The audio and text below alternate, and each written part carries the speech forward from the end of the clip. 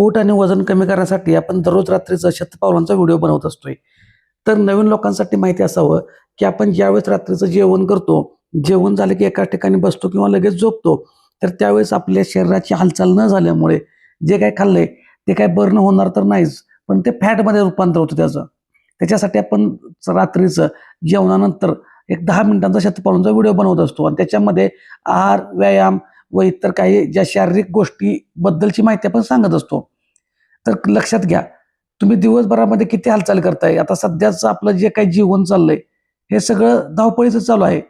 पण ती धावपळ शारीरिक नसून आपण फक्त एका ठिकाणी बसून किंवा गाडीवरून किंवा गाड्यांनी हेच आपली धावपळ चालू आहे. शारीरिक हालचाली कमीत कमी होत आहेत. मग त्याच्यासाठी तुम्ही जे खाताय ते बर्न तर होणं गरजेचं आहे. बर्न होत नसेल तर फॅट वाढणार, पोट सुटणार, वजन वाढणार. परंतु वजन वाढले की अनेक व्याधी चालू होणार आहेत. मग आपण काहीतरी कोणतं प्रोडक्ट घेतो. मग प्रोडक्ट घेऊन काय उपयोग आहे का? प्रोडक्ट घेऊन कधीही तुम्ही वजन कमी करण्याच्या नादाला लागू नका. कारण प्रोडक्ट किती दिवस घेणार आहात आपण? त्यामुळे एक लक्षात ठेवा, प्रोडक्टच्या जर नादाला लागला तर ते तात्पुरता रिझल्ट आहे. तो कायमस्वरूपी नाही. आणि तुम्ही जर समजा उदाहरणार्थ 6 महिने आपण खाल्लं, 6 महिन्यात तुम्ही 2 kilo, 3 kilo, 5 kilo, 10 kilo, 20 kilo वजन कमी केलं आणि 6 महिन्यानंतर जे काही प्रोडक्ट खाल्लंय ते बंद केलं आणि त्या ठिकाणी आपण घरचा आहार, भाजी भाकरी खाल्ली की परत जायचे ते.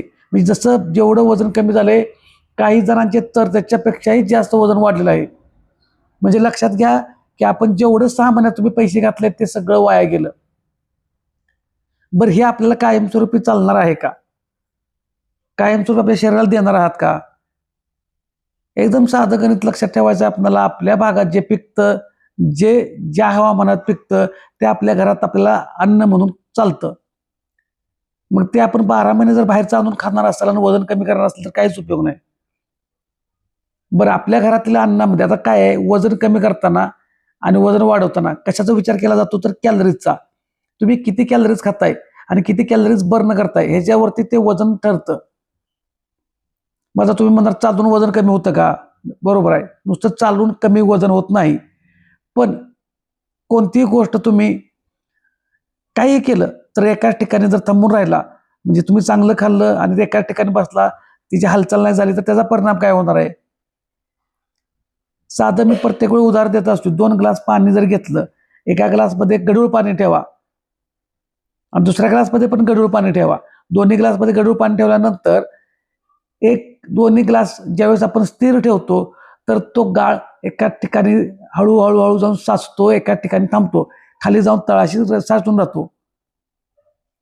आणि दुसऱ्या दोन्ही ग्लासपैकी एका ग्लासमध्ये जर तुम्ही चमचा घाला किंवा हाताने जर ग्लास हलवत राहिलं, तर ते गढूळ पाणी एकत्र मिक्स होत राहतं. आणि ज्या ग्लासला आपण हात लावला नाही, ते हलवलं नाही, तर तो गाळ तसाच एका ठिकाणी साचून राहतो. तशा पद्धतीने आपल्या शरीराची बॉडीवरील फॅट असणार आहे. तुम्ही जर शारीरिक हालचाली नाही केल्या तर तुमचं फॅट कमी होणार नाही, वजन कमी होणार नाही. आता काही जण अपवाद पण असतात, भरपूर खातात पण त्यांचं वजन वाढत नाही, म्हणून त्याच्याशी तुलना करत बसू नका. कारण आपल्या मराठी लोकांना, म्हणजे बऱ्याच लोकांना अशी तुलना करायची सवय आहे. आपल्या घरात आपल्या जेवढे कुटुंब आहेत, आपल्या एकामेकाचा चेहरा जर एकसारखा दिसत नसेल तर आपण तुलना किती करतोय बघा. आपल्या हाताची बोटं, एकामेकाच्या बोटाच्या रेषा एकामेकाला जुळत नाहीत, तरी पण आपण मात्र शरीराला, वजनाला तुलना करत बसतोय. आता काही जण उपाशी बसून वजन कमी करतात, हे पण चुकीचं आहे. आपल्या शरीराला किमान अंदाजे सांगतोय, पुरुषांसाठी 2000 ते 1900 ते 2100, म्हणजे काही पुस्तकामध्ये तर 2300-2400 पर्यंत दिलेले आहेत कॅलरीज दररोज लागतातच. महिलांना त्याच्यापेक्षा 200 ते 300 कॅलरीज कमी लागतात. तर त्या कॅलरी सुद्धा आपल्याला खाणं गरजेचं आहे. मग तुम्ही जर कमी जेवला, उपाशी बसला, तर त्या कॅलरीज तुम्हाला कुठून मिळणार? कुठून देणार शरीराला तुम्ही? आता ह्याच्यामध्ये पण मी सांगत असतो, प्रोटीन खावा, प्रोटीन खावा, प्रोटीन खावा. आहारातील, आपल्या घरातील घरगुती आहारातून. याचा अर्थ असा नाही मी सांगत की नुसतं प्रोटीन खावा. त्याच्याबरोबर तुम्हाला भाकरी, भात, चपाती पण खावा म्हणून सांगतो. कारण शरीराला कार्बोहायड्रेट्स पण तेवढंच महत्वाचं आहे. जर आपण शरीराला कार्बोहायड्रेट्स मधून उष्णता तयार करण्यासाठी, ऊर्जा तयार करण्यासाठी जर कार्ब नाही दिले, तर जर तुम्ही प्रोटीन खात असाल तर प्रोटीन मधून शरीर ऊर्जा तयार करतं. प्रोटीन जेवढं महत्वाचं आहे तेवढं कार्बोहायड्रेट, पण फक्त त्या कार्बोहायड्रेट्सला प्रमाणात घ्यायचं आहे. ते कार्बोहायड्रेट्स आपल्याला बॉडीसाठी प्रमाणात पाहिजे, एवढंच गणित लक्षात ठेवा. आणि बाकीचं जर तुम्ही जर स्वतःचं जर शरीराकडे जर लक्ष द्यायला लागलात की तुम्हाला ऑटोमॅटिक लक्षात येऊन जाईल की तुम्हाला कार्बोहायड्रेट्स, प्रोटीन्स, फायबर किती प्रमाणात पाहिजे ते. त्याच्यामुळे तुम्हाला जास्तीत जास्त चुकीच्या गैरसमजातून बाहेर पडायचं आहे. उपाशी बसू नका, कोणतंही प्रोडक्ट खात बसू नका. तुम्हाला बॉडीला प्रोटीन पाहिजे, 100% प्रोटीन पाहिजे, नाही असं नाही. 1 किलोला 1 ग्रॅम प्रोटीन लागतंच शरीराला. तुमचं वजन जर 80 किलो असेल तर 80 ग्रॅम दररोज प्रोटीन लागतं सर्वसामान्य व्यक्तीला. जर तुमचं गोल व्यायामातून पुढचा असेल तर त्याला 1.2 ग्रॅम, 1.3 ग्रॅम, 1.5 ग्रॅम, त्याच्या पुढचा तुमचा जसा व्यायामाचा गोल असेल, व्यायाम करत असाल तर तो प्रोटीनचा इनटेक, तो प्रोटीनचा गोल वेगळा असू शकतो. पण किमान तुम्ही व्यायाम जरी करत नसाल तरी सर्वसामान्य लोकांना किलोला 1 ग्राम असा प्रोटीन लागतोच. कारण आपल्या शरीरामध्ये जेवढ्या काय हालचाल आहेत त्या आहारामधील 80% काम प्रोटीनचं असतं. जसं की त्वचा आली, आपली नखं आली, केस आले, आपण जे आता मी बोलतोय, जीभ उचलतोय, त्या जिभेच्या आजूबाजूचे जे काही लहान लहान टिश्यू तुटतात, स्नायू तुटतात, त्याला सुद्धा लागतं. आपल्या डोळे आपण उघडझाप करतो, त्या पापण्याच्या भोवताली जे लहान लहान टिश्यू तुटतात पेशींना, त्यांना सुद्धा प्रोटीनची गरज असते. म्हणजे एवढ्या लहान लहान गोष्टींना. त्यामुळे प्रोटीनचं काम खूप महत्वाचं आहे. पण याचा अर्थ असा नाही की तुमचं वजन वाढले तर वजन आपलं का चुकीच्या पद्धतीने वाढले याच्याकडे लक्ष द्या. हालचाली कमीत कमीच होत आहेत, आपल्या हालचाली काय होतच नाहीत. शरीराला तुम्ही फक्त ऍक्टिव्ह ठेवा.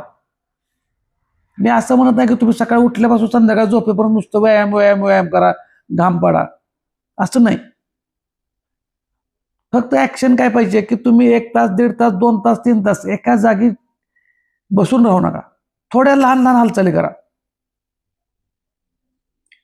आपण बरेच व्हिडिओ टाकलेले आहेत त्याच्यामध्ये की अपलोड केलेत की तुम्ही बसून सुद्धा कसा व्यायाम करू शकता. खुर्चीवर बसताय ना तर बसल्या ठिकाणी त्या ठिकाणी सुद्धा तुम्ही व्यायाम करू शकताय, हालचाली करू शकताय. त्या हालचालीमधून सुद्धा तुमच्या कॅलरी बर्न होणार आहेत. हालचाल चालू झाली की लक्षात ठेवा की तुम्हाला तुमच्या शरीरातील पेशी ऍक्टिव्ह झाल्या, तुमची श्वसन संस्था चालू आणखीन दीर्घ म्हणजे स्पीडने चालू झाली, रक्ताभिसरण संस्था चालू झाली.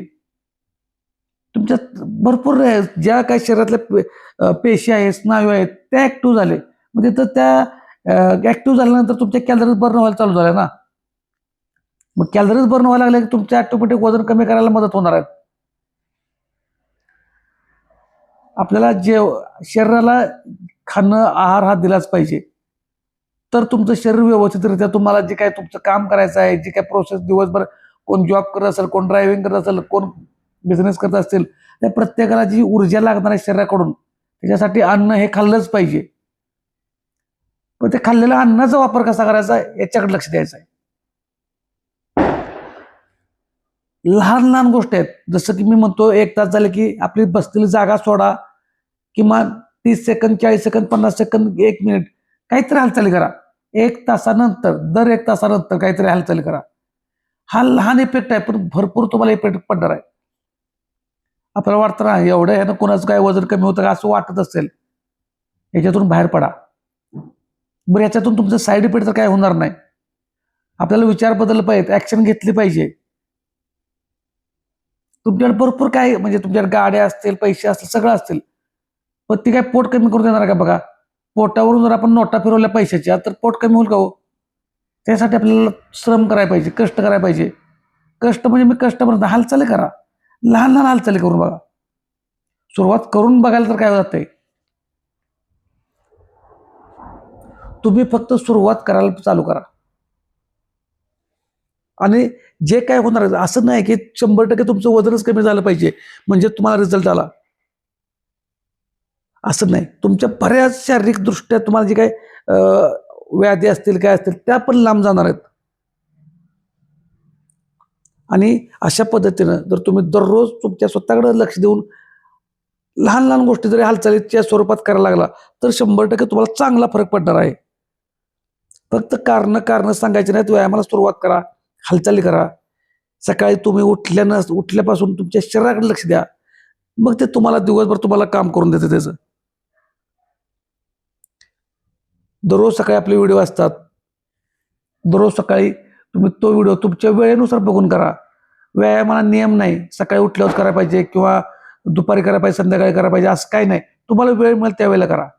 फक्त ज्यावेळेस आपण योगा करतो त्यावेळेस फक्त 1.5, 2, 3, 4 तास पोट रिकामं असावं लागतं फक्त योगाला. बाकीच्या व्यायामाला काही अडचण येत नाही, कारण योगा डायरेक्ट आपल्या आतल्या ऑर्गनवरती काम करत असतो.